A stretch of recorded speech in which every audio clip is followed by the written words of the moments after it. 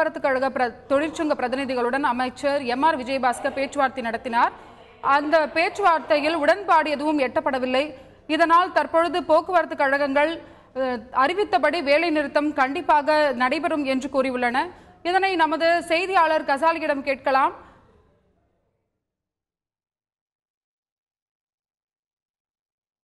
கசாலி வணக்கம். வேலை நிறுத்தம் அறிவித்துள்ள போக்குவரத்து கழகங்கள் தற்பொழுது எம்.ஆர். விஜயபாஸ்கருடன் பேச்சுவார்த்தை நடத்தினர். அந்த பேச்சுவார்த்தையில் எந்தவித உடன்பாடும் எட்டப்படவில்லை.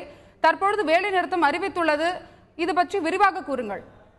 அதாவது தமிழகத்துல 8 போக்குவரத்து கோட்டங்கள் இருக்கிறது. இதுல சுமார் 1.5 லட்சத்துக்கும் மேற்பட்ட தொழிலாளர்கள் பணிபுரிகிறார்கள். இவர்களுக்கு இந்த 12வது ஊதிய உயர்வு குழு கடந்த ஆண்டு ஆகஸ்ட் மாதம் நிறைவேறது. அதனால 13வது ஊதிய குழு அமைக்கப்பட வேண்டும். மேலும் தொழிலாளர்களிடம் வைப்பு நிதி உட்பட பிடித்தம் செய்யப்பட்ட தொகை சுமார் 7000 கோடி ரூபாய் இருக்கு. இந்த நிதியை தங்களுக்கு திருப்பி வழங்கப்பட வேண்டும்.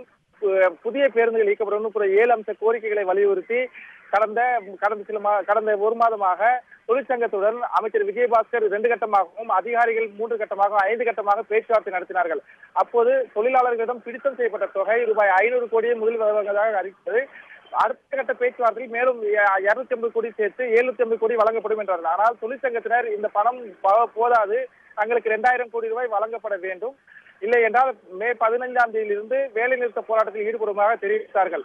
இதையடுத்து இறுதிக்கட்டமாக இன்று பகல் 12:45 மணி அளவில் அமைச்சர் விஜயபாஸ்கர் தலைமையில் தொழிற்சங்க பிரதிநிதிகள் 43 தொழிற்சங்க பிரதிநிதிகளுடன் பேச்சுவார்த்தை நடத்தப்பட்டது. அப்போது ஏற்கனவே அறிவிக்கப்பட்ட 750 கோடி ரூபாயுடன் கூடுதலாக 500 கோடி ரூபாய் வழங்குவதாகவும் அந்த 500 கோடி ரூபாய் செப்டம்பர் மாதத்தில் வழங்க நடவடிக்கை எடுக்கப்படும் என்றும் அரசு தரப்பிலிருந்து தொழிற்சங்க பிரதிநிதிகள் தகவல் தெரிவிக்கப்பட்டது.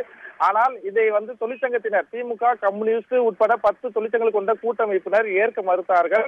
நாங்கள் இது சம்பந்தமாக தனியாக ஆலோசனை நடத்தி வருவதாக சொல்லி கூட்டத்திலிருந்து பகல் 2 மணி அளவிலிருந்து வெளியேறி அருகில் உள்ள CITU தொழிற்சங்க அலுவலகத்தில் இந்த 10 தொழிற்சங்க கூட்டமைப்பினர் ஆலோசனை நடத்தி வருகிறார்கள். அப்போது அந்த ஆலோசனையிலிருந்து 2000 கோடி ரூபாய் குறைவாக நிதி தருவதை ஏற்க அவர்கள் மறுக்கின்றார்கள். மேலும் இதற்கான அரசாணையாக தங்களுக்கு அறிவிக்கப்பட வேண்டும் என்ற கோரிக்கையும் வைத்திருந்தார்கள்.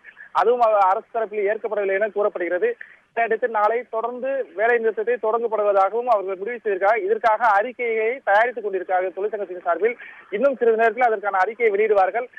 இதையடுத்து இந்த பேச்சுவார்த்தை தோல்வியில் நடந்துள்ளதாகவும் நாளை முதல் போக்குவரத்து தொழிலாளர்களின் போராட்டம் தொடரும் என்றும் தெரிய வருகிறது.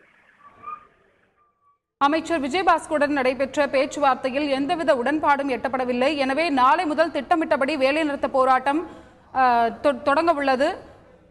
தொடர்ந்து பிற செய்திகளை பார்க்கலாம். தொடர்ந்து இணைந்திருங்கள் தந்தியுடன்.